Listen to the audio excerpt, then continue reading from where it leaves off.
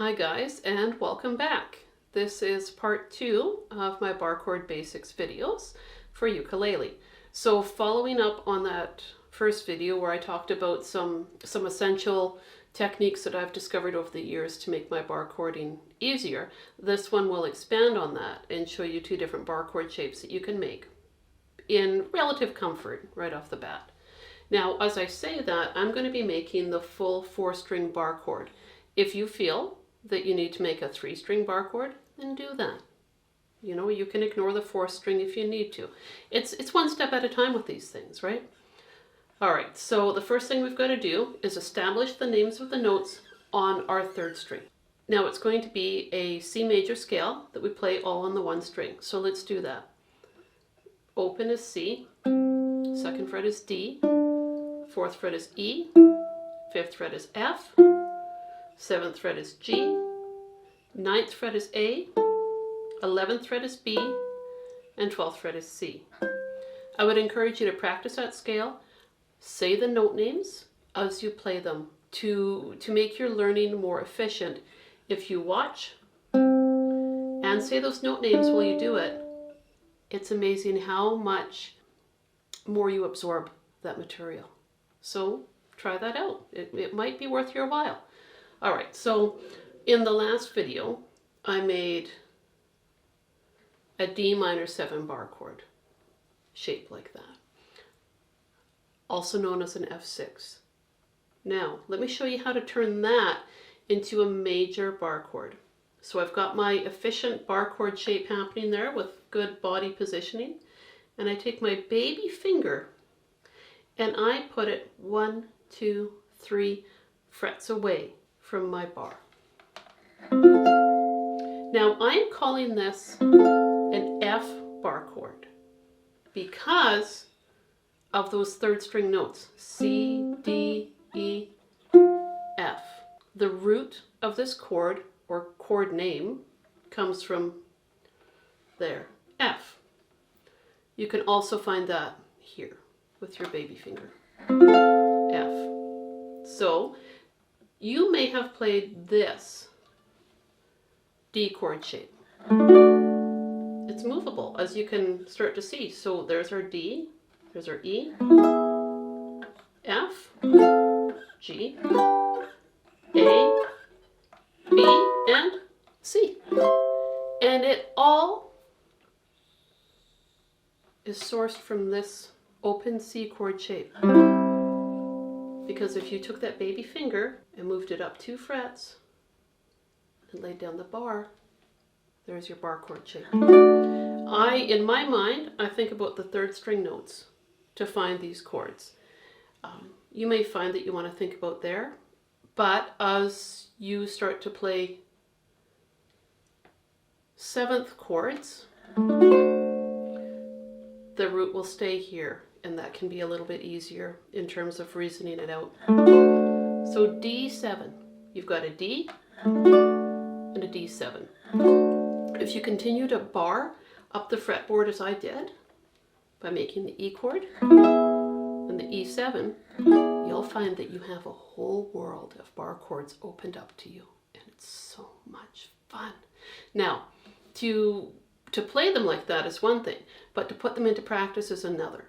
So what I'm going to suggest we do right now is play a 12-bar blues pattern. You can play them with the regular major chord shapes or the 7ths.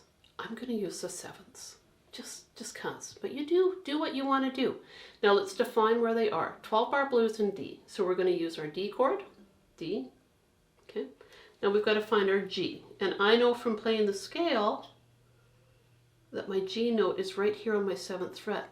Therefore, if I bar across that 7th fret, put my middle finger down here to make that 7th shape, I've got myself a G7 chord right there. The other one we're going to use is A7, up on the 9th fret.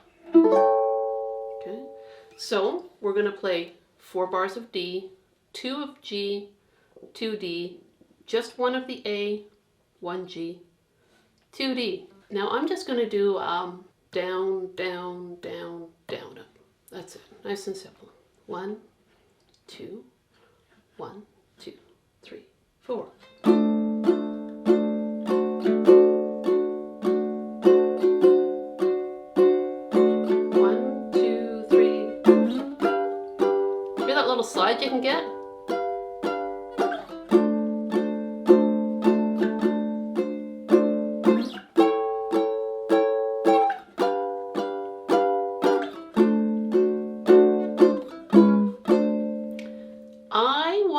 you noticed how I moved? Watch this. Here's my D, or my D7. I kept my middle finger in contact with that first string. And I just glided up to where I needed to be.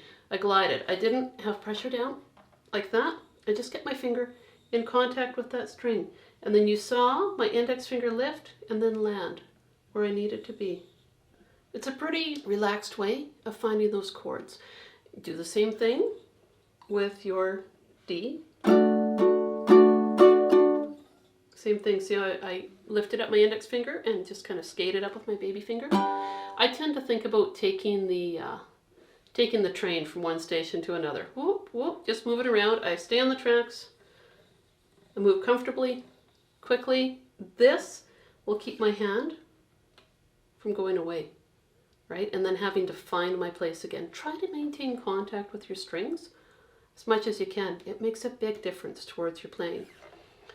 Now, if you say to yourself, well, I can do that, what else can I do with these bar chords? You can apply and release pressure to get a really kind of a neat sound. Now, I'm going to play around with it with the G7 chord. Okay, so I'm going to keep my fingers down. So pressure's on. Now, pressure's off. Fingers are still exactly where they need to be. Hear that?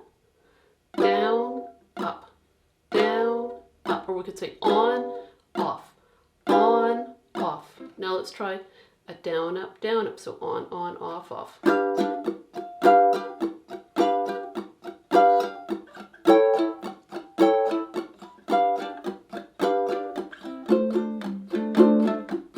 So much fun! You can get such a neat sound this way. So play around with that. Just the two different chord shapes. Major shape, 7th.